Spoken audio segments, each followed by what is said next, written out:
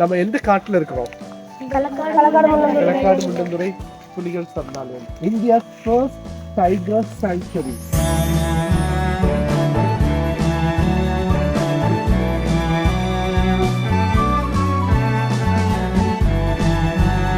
வந்து டியரோட ஆண்ட்லர், it's not a horn.